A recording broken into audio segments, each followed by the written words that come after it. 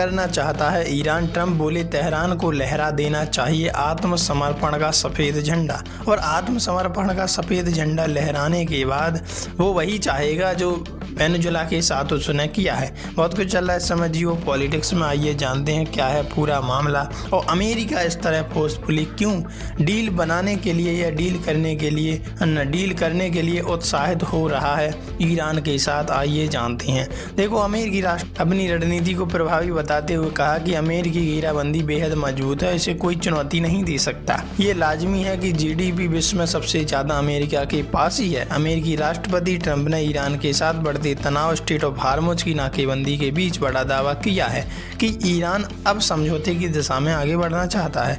उन्होंने कहा कि तेहरान की सैन्य क्षमता काफी कमजोर हो चुकी है और उस पर बातचीत के लिए बाहरी दबाव है। ट्रंप का दावा है कि ईरान हुआ कमजोर। ट्रंप ने यह भी कहा कि ईरान को आत्मसमर्पण का सफ़ेद झंडा दिखा देना चाहिए। हालांकि उनके मुताबिक ईरान सार्वजनिक तौर पर इनकार कर रहा है, लेकिन पर्दे के पीछे समझौते में दिलचस्पी दिखा रहा है। उन्होंने आरोप लगाया कि ईरान एक तरफ उनसे सम्मानजनक बातचीत करता है जबकि दूसरी तरफ सार्वजनिक रूप से बातचीत से इनकार करता है। अमेरिकी राष्ट्रपति ने अपनी रणनीति और प्रभावी बताते हुए कहा कि अमेरिकी घेराबंदी बेहद मजबूत है और इसे कोई चुनौती नहीं दे सकता। उन्होंने यह भी संकेत दिया कि अगर संघर्ष विराम का उल्लंघन कड़ी प्रतिक्रिया देगा।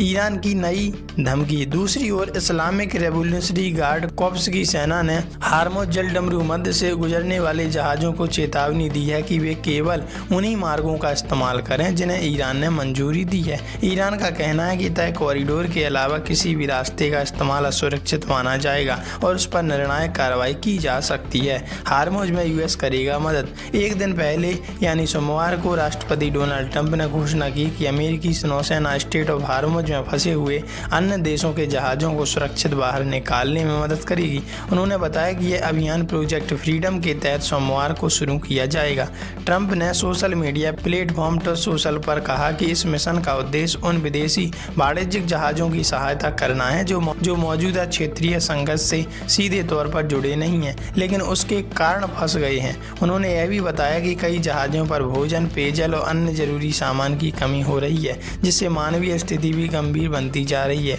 अमेरिकी राष्ट्रपति ने ईरान को सख्त चेतावनी देते हुए कहा कि इस अभियान में किसी भी तरह का हस्तक्षेप बर्दाश्त नहीं किया जाएगा और ऐसी किसी भी कार्रवाई का कड़ा जवाब दिया जाएगा। वहीं यूनाइटेड स्टेट्स सेंट्रल कमांड साइटकॉम ने अपने बयान में कहा कि राष्ट्रपति के निर्देश पर शुरू किया गया है।